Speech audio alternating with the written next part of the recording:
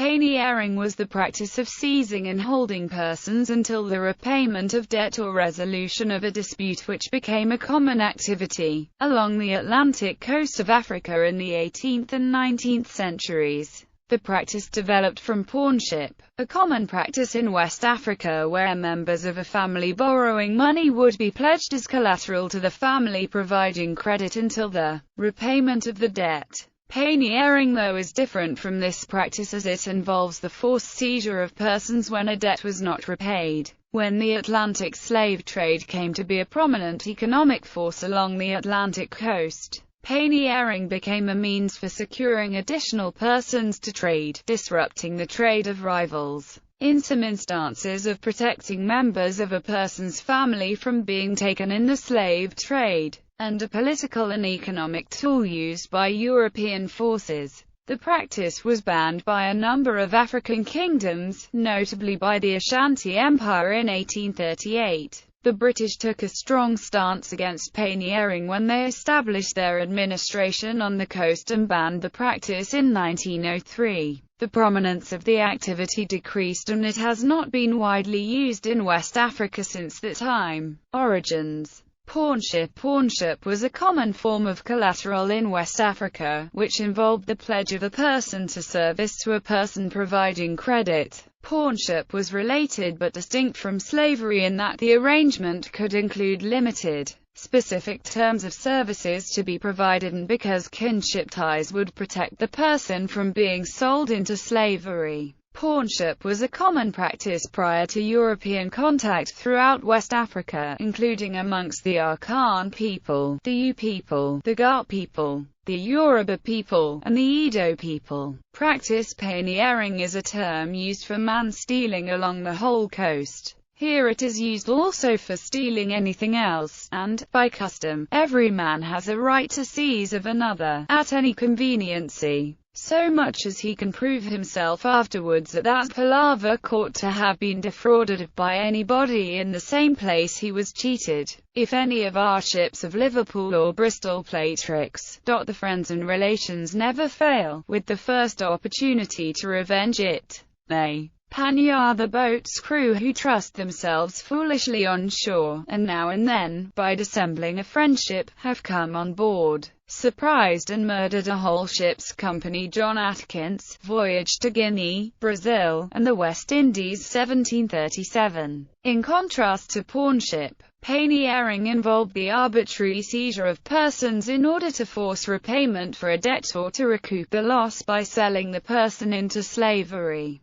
Panyarring was one of many forms of debt repayment in the region, but was one of the most extreme forms of forcing repayment. Panyarring could include the person who was provided credit, a member of that person's family, or even a member of the community or a trade associate of that person. In addition to forcing debt repayment, panyarring could also be used to force a person to a palver or palaver, a court-like process for repayment of loss. Evidence of panyarring prior to European contact is scant and not well documented, and it is generally believed to have been rarely used. Etymology. The root of the word is based on the Portuguese words penhorar and penhor. When the Portuguese came to the Gold Coast in the 16th century, they used the word penhorar to describe the local practice among the Akan people of pawnship. Gradually, the word became commonly used by Europeans to describe the practice of seizing a person for repayment of debt or to remedy an injury along the whole coast of Africa. History.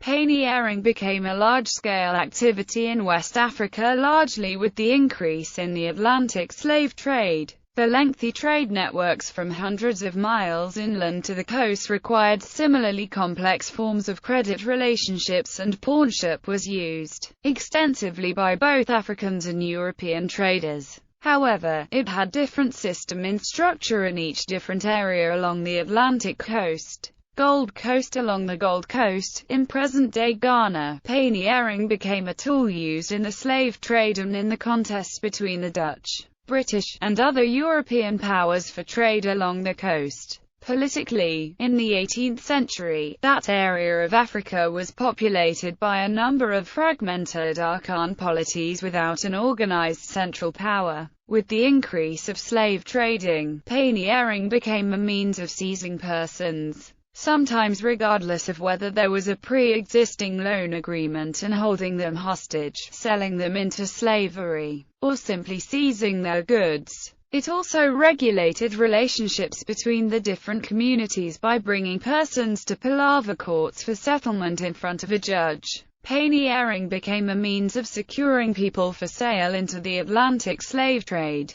Debts could be real or invented, persons would be seized and quickly sold to European slavers and transported before families of those persons seized could respond. In addition, slave traders operating away from the coast were sometimes panyared before they could reach the port cities, and all the slaves they were bringing to the ports would be seized and quickly sold. In one case in 1773, an Obatong chief's sons who had been pawns in an arrangement were sold to a European slave ship. The chief, Robin John Ephraim, was left with little choice but to panya the ships and release his sons and other members of his tribe seized for the slave trade. Both Europeans and Africans began using panyarring as an extension of political and economic policies in the region and for a range of purported offences. For example, in 1709 British slave traders were upset with an African slave trader who allegedly sold them a mad slave. When the dispute increased, the African slave traders panyared the British captain and held him until both sides negotiated an outcome. Similarly, in 1797 Archibald Dalzer, the British governor of the Gold Coast,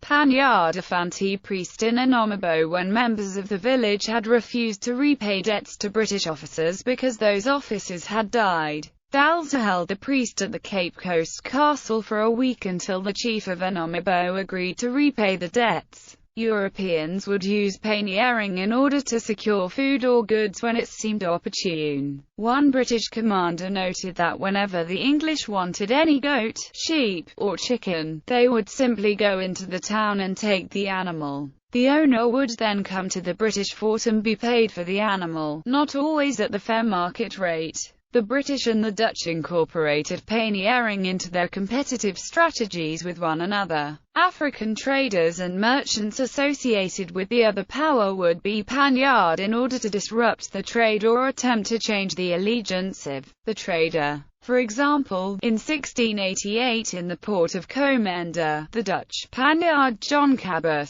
a powerful African trader loyal to the British, and although he was quickly released, they kept all of the goods he had carried with him. This insult to Cabot may have been a prominent contributor to the attacks he launched against the Dutch starting the Comenda Wars, a conflict where the British, Dutch, and African parties used panyarring regularly as an extension of the attacks against other parties. The active panyarring along the Gold Coast in the 17th and 18th centuries eventually resulted in a situation where communities were extremely vulnerable to its members being seized and sold in the slave trade or held for payment. Travel between communities became very dangerous, and even working alone away from communities could make one vulnerable to seizure. Initially, communities adopted practices to try to protect themselves from panyarring practices with the creation of ASIF military units which could provide travel protection or protection to communities. As the Ashanti Empire rose to prominence and began consolidating authority, it tried to end the practice of panyarring.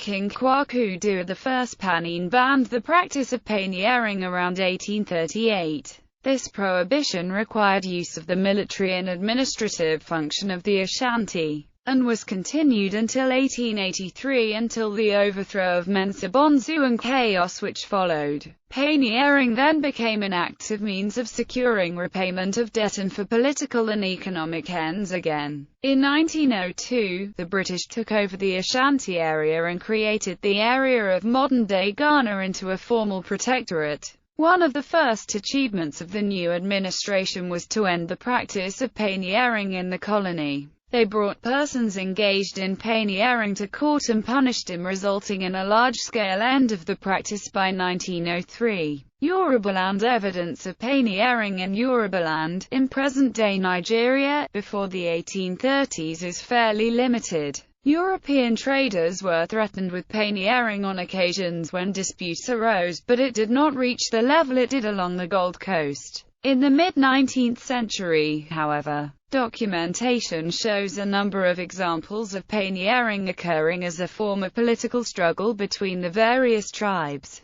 Chiefs could allow panyarring within their territory, decide to use panyarring in rivalry with other chiefs, or agree to panyarring in exchange for money. Historian Olatunji Ojo has discovered a number of cases in Yorubaland of such activities, including, in 1879, the deputy king of a city called Itabu who panyard a Mahi man in exchange for a small fee from another Mahi man who accused the first of adultery with one of his wives. Similarly, an Egba chief once panyard members of an Awara tribe which had panyard a young girl in his village. Panyarring thus was a prime cause of deteriorating relations between different Yoruba chiefs, causing significant periods of tensions between different groups and directly causing the Ondo-Akala War of 1891. With British expansion in the 1880s and 1890s, panyarring decreased in importance throughout Yorubaland.